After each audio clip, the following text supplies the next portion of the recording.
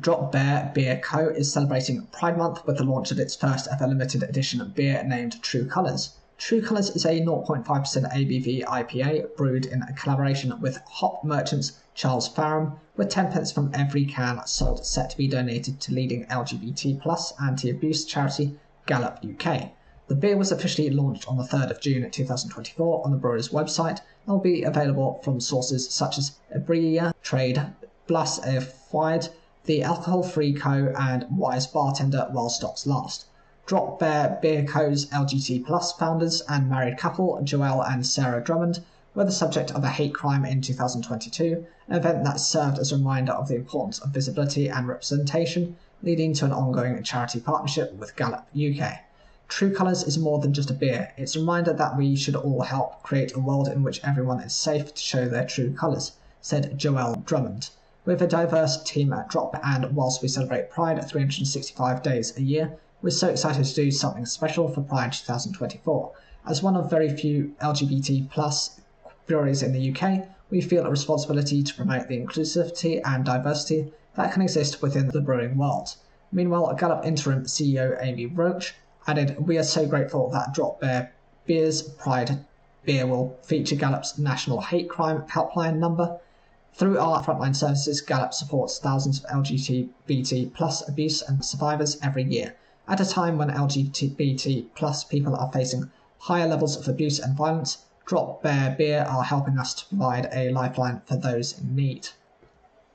Drop Bear Beer Co.'s broader range of non-alcoholic beers are listed in outlets such as Ocado, Planet Organic, and select Co-op and Tesco stores. During an extensive interview at Blas Cymru Taste Wales, food manufacturer has spoken to Drop Bear Beer Co. head of sales Simon Davies about the brand's growth and plans to move into export markets around the world. Supermarket chain Aldi is opening up applications for the role of crisp taster. The brand new role will require the successful applicant to receive a selection of Aldi's most popular crisps to sample at home, including Aldi's specially selected mature cheddar and red onion hand cooked, the Snack Right Perfections Thai sweet chili, and Snack Right saucy nibbly nobblies. The crisp taster will also get the opportunity to try all new products before they hit the shelves. After each tasting session, they will need to create a set of exclusive reviews rating the crisp's taste, crunch, texture, and appearance to help guide the supermarket's buying team on potential future flavours. Applicants need to create a short video explaining why they would be a good fit for the role, including examples of their favourite Aldi crisps, as well as any snacking opinions that may help them stand out. Explaining the decision to launch the new role, Aldi UK Managing Director of Buying Julie Ashfield said, "What our shoppers think is so important to us. It's crucial we listen to their honest feedback so we can ensure our products continue to deliver on taste while also offering unbeatable value." Sales of snacks such as crisps and nuts skyrocketed by 40% during the World Cup in 2022, so we expect our crisps to be in high demand this summer with Euros 2024. What better timing to find out what our most passionate snack fans have to say? Biscuits and confectionery manufacturer Mondelez International is expanding its regenerative wheat farming ambitions following its successful trial. They report on its visits to see the program in action in northern France and ask what exactly is regenerative agriculture. While regenerative agriculture is an old-age farming practice steeped in history, it has no official definition. Despite this, many industries are looking to encourage regenerative practices. Among them is Mondelez International, home to biscuits such as Le Napolitan, Oreo, and Belvita. The concept of regenerative has been linked to agriculture and farming since the late 1970s, but the phrases regenerative agriculture and regenerative farming didn't become mainstream until 10 years later. Popularized by the US-based Rodale Institute, the aforementioned terms started to claim more and more margin space. Richard Harwood, director of Rodale Research Centre, notably published an international overview of regenerative agriculture, in which he linked its evolution to organic and biodynamic farming. Although the Institute may have held a starring role in pushing regenerative agriculture into the industrial lexicon, such techniques were being used long before this. Agricultural scientist, inventor, and educator Dr. George Washington Carver is considered the father of regenerative agriculture. We owe numerous early breakthroughs in soil health to Dr. Carver, in fact, who famously helped southern cotton farmers in the US restore their depleted soil. This included advocating the use of compost to reintroduce nutrients and add organic matter to the soil. As a bonus, his work also saw the rise of the peanut. Peanuts, Dr. Carver learned, could help lock in nitrogen into the soil. This led to them not only becoming a popular rotational crop, but also introduced wider society to the ample uses of this legume. Whilst the phrase regenerative agriculture fell out of fashion for a time, it's made a resurgence in recent years as climate change has been pushed up the agenda. Yet the phrase still has no universally agreed definition. The most common descriptions used for regenerative farming today are around techniques which use natural systems to restore and enhance soil health and biodiversity. Regardless of its lack of legal definition, regenerative agriculture is a big focus for Mondelez today when it comes to wheat. Its Harmony program, introduced in 2008, is the confectioner's wheat-based focused sustainability initiative, which aims to drive good environmental practices among its supply chain. A total of 73% of Mondelez's carbon emissions come from raw materials, and while wheat represents just 3%, with cacao and dairy taking top spots at 35% and 16% respectively, it's also the business's #1 ingredient in its biscuits. The program started small with just a handful of French farmers, but has expanded exponentially since its launch. Today it boasts partnerships with more than 1,100 farmers and 18 millers across 7 European countries. In total, the program uses 400,000 tons of wheat harvested every year, stretching across an impressive 57,000 hectares, and as many as 80% of the business's brands in Europe carry the Harmony logo. At an exclusive media event, they were shown the encouraging 2023 data outlining the program's recent wins. For example, in 2023, approximately 16 million bees and 29 butterfly species were observed in Harmony fields on 1,115 farms across Europe, and around 1,875 hectares of melliferous fallows, fields containing plants which produce substances that can be collected by insects and turned into honey, were dedicated to biodiversity specifically. Now Mondelez wants to go further. Last year saw a new chapter of the program kick off where it all began in France. As many as 570 farmers took part in the Harmony Ambition Regenerative Charter, starting with a test and learn model in 2022. Since then, 86% of farms adhered to best practices during crop harvesting, mowing or cover crop shedding, practices that improve soil health. Moreover, there have been a 20% increase in shallow soil tillage since 2022, with 75% of the French Harmony farm plots now practicing this. This chapter of the program is part of an increased ambition under the Harmony 2030 Charter, wherein Mondelez is widening from individual Harmony plots to whole farms, and from pollinators to overall wildlife. Giving further details, Charlotte Brot, who manages the marketing and communicate side of the program, said, "The 2030 ambition is based around regenerative agriculture. We want to restore the natural rhythm of the surrounding system and mitigate climate change impact and reverse biodiversity loss." Among the farmers implementing this new regenerative model is Emeric Duchesne. Duchesne, whose farm is located in the Hauts-de-France region in northern France, has been part of Harmony since 2014. Alongside wheat, he grows sugar, beet, oilseed and barley. In line with the program, he has been diversifying crop rotation, optimizing the use of nitrogen fertilizers, improving soil cover between crop and reducing soil tillage. His farm also takes part in Mondelez's In Harmony with Bees initiative that safeguards wild bees. On the farm is a bee hotel, one of 32 Mondelez international insect-friendly hotels in Europe. Weighing 55 kilograms each, a bee hotel has more than 6,000 holes, each with a different material to attract diverse types of pollinators to provide bees with a safe space to reproduce. Duchesne explained that his farm, which he took over from his father, was built on sustainable practices. However, the Harmony program was a way to improve things further. As he said, if you want to last, you have to do it the proper way. One of the most challenging parts of any kind of outsider program that comes along to improve things is the threat of being seen as some sort of authoritarian ruler. While most people will agree that they want to do good, marching in and telling someone, particularly if they've done the job for years, that what they're doing is all wrong, probably won't get you very far.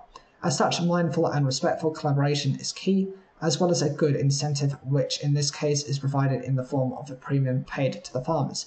Speaking about his experience with the program, Duchesne congratulated Mondelez on its discussive approach. "I hate when people tell me to do something. I am very open-minded, but why don't we discuss it? Collaboration has been the heart of the Harmony program since its inception, with the idea sparked by Mondelez comment bot suggestion. And whilst it wasn't a farmer that triggered the initial thought, Mondelez said they have been and continue to be, alongside NGOs, integral in the program's development.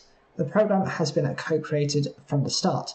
At Mondelez, we are not experts at farming, the farmers are the experts. Guilherme Souza, Harmony's program lead, has said. As Mondelez does not buy directly from the farmers, Souza explained that setting up a close-knit community with farmers did take effort. It was a challenge to set it up at the start of the Harmony program, but now we have so many years of doing it, all the data we gather has become a habit. The biggest win is the partnerships we have built with the farmers. We're still very close to them despite the scale we have, added Brault. We keep a strong proximity with France because this is where it started. Around half of our farmers are based here. The close links with these French farmers is also very useful for pilot programs, Brault noted, and provide a perfect test bed to extrapolate the right learnings to carry forward and bring it to other areas. This is why we decided to launch the new 2030 ambition in France for the Regenerative Agriculture Charter. The plan is now to roll out the charter to all 7 countries over the next few years, Brault continued, but she was also quick to note that the charter will still be tailored to the countries and the farmers. The conditions across Europe are very different, which is why we do it step by step. Mondelez is going to work with each country, each cooperative, each farmer to ensure that the new charter works for them. To support farmers in their regenerative journey, Mondelez has also created the Harmony Academy, which provides farmers with the knowledge and skills to adopt and understand regenerative agricultural practices. Duchesne said the knowledge sharing via the app has been an extremely useful tool, and he has previously had to learn the hard way, accidentally growing a hedge that attracted bugs, which brought in a yellow disease, for example. The app, alongside NGO support, he believes will help prevent similar issues occurring in the future. Technology has also been key in helping Duchesne achieve the asks of the Harmony program. One example he gave were GPS-enabled tractors, which enables the vehicles to travel in a precise straight line. As he explained, a human can drive a tractor, but they won't stay straight. This allows the tractor to be more exact and efficient in its work. Another recent addition to expand and improve upon the work of Harmony is its dedicated council, an independent panel of scientific experts which advise on initiatives and challenges the business to try new approaches. The group has had an initial meeting since being established and will be meeting again in Poland later this month to discuss the way the program can measure its progress. As Souza explained, the aim is to be able to measure with greater precision the reduction of greenhouse gas emissions as well as the business's impact on biodiversity. We already do it, but we need to push it further. Speaking on the topic of regenerative agriculture, Souza added that whilst there is no definitive definition, some members of the council are working on standards that can apply to everyone. He said that while the business wants to be an example to others, it isn't looking to set a standardised benchmark across the EU. He does believe one will come, however, and of course it will extend far beyond wheat. The idea of new regulations on regenerative farming didn't come as a worry either, despite the business pursuing its own definition in the meantime. We have developed the definition of regenerative agriculture with the council, and we look at what others are doing, so when there is a standard, it will be close to the common practices. I'm not at all afraid it will disrupt anything. It might be that we need to tweak a KPI. Like a lot of practices in food, whether it's definitions around ultra-processed, carbon labels, or regenerative farming, we're still a way off global harmonious practice, but it sounds like Harmony is making progress in the meantime. Sustainably sourced seaweed packaging manufacturer Kelpie has secured more than £4.3 million in funding from investors to scale up and roll out its product to market. Initially seeking £3 million in equity investment, the Bristol-based firm raised £4.35 million in a funding round led by Blackfinch Ventures. Kelpie secured funding from Green Angel Ventures, Cadmus Partners QuadX, Evenlode Foundation and the South Wales Investment Fund. Kelpie Chief Executive Neil Morris said, "This landmark investment enables Kelpie to scale up our pioneering work and take to market our world-leading packaging material that is already being chosen by clients. Kelpie can now play a key role in ending our dependence on fossil fuels to create single-use packaging and so eliminating a major source of plastic pollution. We're delighted to receive this backing from investors like Blackfinch and Green Angel Ventures to allow us to accelerate our pioneering work." Kelpie uses seaweed to create novel biopolymers from which it uses to make bioplastic coatings. These coatings can be applied to card and paper packaging to make them water resistant, removing the need to use plastic. The investment will be used to advance manufacturing pilots and gain regulatory approval for the company's proprietary coatings for paper and card, as well as continue its commercial rollout. Dr. Ruben Wilcock, head of ventures at Blackfinch, said, "Kelpie stood out to us as a strong combination of world-leading scientific innovation with extensive entrepreneurial experience. Their technology has immense commercial potential, and we're excited to be backing the company to scale up and go to market." Kelpie uses renewable feedstocks sourced sustainably, farmed seaweed in an attempt to reduce its environmental impact. Seaweed draws in a large amount of carbon dioxide as it grows, deacidifying the ocean and creating a rich environment for fish. Green Angel Ventures chief executive Cam Ross said, "We've been consistently impressed with Kelpie's team and technology, and their pioneering approach to developing biopolymers from renewable feedstocks like seaweed. At scale, the Kelpie approach will play a vital role in reducing fossil fuel dependency, addressing climate change, and impacting on plastic pollution." In the latest roundup of food manufacturing, here are a list of vacancies. Specification Technologist is wanted at ingredients company. Maguntia Food Ingredients UK Ltd is looking for a specification technologist to join its team. Maguntia Food Ingredients UK is a subsidiary of the Maguntia Food Group, a fourth-generation family business founded in 1903, with more than 100 years of seasonings, sauce and ingredient innovation servicing the food industry. Based in Newcastle and upon Tyne and Wear, the position will require the successful candidate to complete and develop new product specifications and ensure that they are maintained in compliance with regulatory standards, customer standards, policies and quality standards within agreed timescales. As specification technologist, you will also be responsible for liaising with customers and suppliers regarding their technical queries and for the completion of customer documentation, including SAQs, allergen risk assessments, alongside certification documents, such as halal and kosher, ensuring you keep up to date with UK and EU food law. This is a permanent role with a competitive salary, with the closing date on the 21st of June 2024. A technical manager role is open with Kent Confectioner. Chocolate brand Cocoa Bar is looking for a technical manager to join its team in Kent. Based in Rochester, the technical manager's primary responsibility will be to maintain high-quality standards, regulatory requirements and technical standards throughout the production process. The role requires a blend of technical expertise, strategic direction and proactive problem-solving skills. Among your responsibilities, you'll be expected to direct internal audits, coordinate and oversee customer audits and CELSA certification process, review and devise responses to concerns raised by production or packaging teams, and lead the review, update and creation of food safety and quality documents, procedures and policies. Chocoba Chocolate is looking for someone with a degree in a related technical field, such as food science, strong organizational skills and good communication, and an eye for detail. You'll also need extensive experience in food, particularly in technical management, and an in-depth familiarity with food safety standards, regulations and technical standards, with relevant technical certifications highly desirable. This is a permanent role offering up to £50,000 per year. Closing date is the 24th of June 2024. The hygiene lead is needed at Bacafor Bowness. Bacafor is on the hunt for a site hygiene manager for its Bowness-based business. Based near Falkirk, the Bowness branch specialises in the production of fresh, high-quality salad and pasta products, working primarily with premium retailers. It produces more than 70 million salad-based meals and side dishes from its two manufacturing facilities, employing 1,200 plus people. In this role, you will take full accountability for hygiene departments across two factories to ensure hygiene, microbiological and health and safety standards are met. You'll be an established hygiene manager with knowledge of health and safety and a COSH in the food industry, which stands for Caution of Substances Hazardous to Health, and keen to bring in new ideas to further enhance the team's abilities.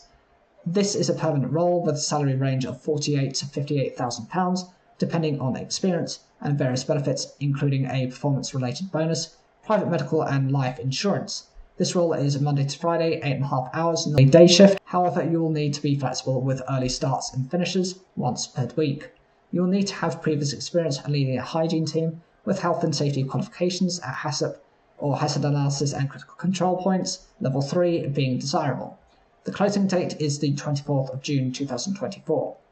Next is a London bakery seeking an operations manager. Flavortown Bakery is seeking their operations manager. The Greater London business specialises in cake and cupcakes and is looking for someone to oversee the day-to-day operations of its 2 stores. Managing operations across the 2 storefront operations includes working collaboratively with store managers to drive revenue and standards and implementing best practices across all business aspects, from merchandising to planning launches for new product lines. The successful candidate will look after budgets, growth planning, production planning, HR and recruitment, as well as being in charge of health and safety across the business from training to implementation. The company is after a systems-oriented leader capable of implementing and delivering streamlined operational procedures with experience in setting budgets and targets. Ideally, you will have extensive experience in an artisanal luxury food business and be capable of directing everything from supply chain to customer experience. Experience with the Shopify platform and integrations is preferred, leveraging this experience to push sales and smash targets. This is a permanent role offering between £45,000 and £50,000 per annum. Sales and KPI-driven bonuses are up to 10% of salary. This closing date is the 25th of June 2024. The excellent technical assistant is required. Just Egg is looking for an individual to join its technical team as a technical assistant. You will jointly manage a small quality assurance team reporting to the technical manager. The medium-sized, family-owned and operated business situated in North East Leicester since 2003 specialises in the manufacture of egg products, principally hard-boiled eggs, poached eggs and egg mayonnaise. Among your responsibilities, you will be leading on-site maintenance, growth and continued improvement of HACCP systems, maintaining supplier contracts and approvals, including service suppliers such as laboratory and pest controls, and maintaining customer approvals through completion of SAQs and associated documentation. Just Egg is seeking someone who has food manufacturing experience, ideally in chilled, alongside training in internal audits and food safety, and experience with BRCGS B9. This is a permanent role with working hours set as Monday to Friday, 8 to 4. The salary is between £31,000 and £34,000 per year, based on experience, with the closing date on the 28th of June 2024. Soft drinks manufacturer Radnor Hills has appointed Simon Knight as its new managing director, effective immediately, as his predecessor William Watkins transitions to the role of chief executive. A veteran with more than 30 years of experience in the fast-moving consumer goods industry, Knight has worked as a consultant for the drinks producer for the past 2 years, after being recommended by the Welsh Government. Knight has held a number of senior roles within the food and drink industry, including a 7-year stint as sales and marketing director for Burt's Snacks and more than 12 years total at Mars Wrigley. Commenting on his appointment, Knight said, "I intend to bring a strategic and collaborative focus to my new role and will be setting very clear goals that bring the wider team together as one. Every person is vital for us to succeed, so I'll be focusing on our brilliant people and their capabilities to ensure we're set up for success and can ultimately deliver results for all of our stakeholders." William Watkins, who founded Radnor Hills in 1990, welcomed Knight to the team and praised his track record within the food and drink industry. "These are exciting times for business," Watkins added. "Radnor Hills continue to grow and Simon's focus will be on the day-to-day running of the business, allowing me to focus on the longer-term projects, ensuring we continue to have in place the capacity to keep up with the demand of our products." Knight's appointment and Watkins' move to chief executive followed a string of investments by the drinks manufacturer, which saw Radnor acquire Highland Spring Group's Welsh production site last year. It also unveiled a multi-million-pound investment in its Knighton-based manufacturing site, with new production facilities, a quality assurance laboratory, a state-of-the-art office complex, and a conference facility on its site. The new owners of York-based brewery Ainsley Ales has pledged their commitment to the further growth of the business following a 6-figure investment from local entrepreneurs.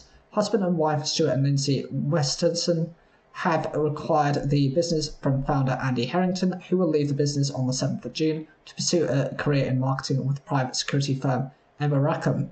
They are joined by local business owners Nick Evell, John Greenwood, Sean Wilkinson, Ian Walker and Dave Smith as shareholders. The consortium said they aim to grow the Ainsley Ales brand and continue its taproom events in Acaster, Malvis. Reflecting on his departure from the business, Harrington said in a post on LinkedIn.com, "As the founder of Ainsley Ales Brewery and Taproom, I've lived and breathed the business for the past 11 years, but it's now time to move on and leave the business to 4 New York-based shareholders and a fantastic couple who I've personally known for the past 10 years to look after its day-to-day running." Founded by Harrington in 2014, Ainsley Ales operated a 10-barrel brewhouse with a 12-barrel mash, hot and cold liquor tanks, and a copper kettle. It also houses 3 fermenters and conditioning tanks with the capability of producing 5,000 litres of beer every week and enough room to double capacity. Yorkshire entrepreneur Nick Eville said, "We're grateful for everything Andy Harrington has done to grow the brand and for the local community, and I'm happy he's moving forward to pastures new to share his talent for marketing. I've lived in the village for over 20 years and this is an important local brand that we all want to see thrive. We've already invested in a 4th brewing vessel to increase brewing capacity and to ensure we can keep up with increasing demand." Co-investor Sean Wilkinson described the investment as a lifelong ambition of his. "Taking on his award-winning brand with a growing national presence is so exciting, and as a team we're committed to its future success. Craft beer is a £1.7 billion industry in the UK, and we plan on growing Ainsley Ales to offer beer enthusiasts everywhere more bold beers."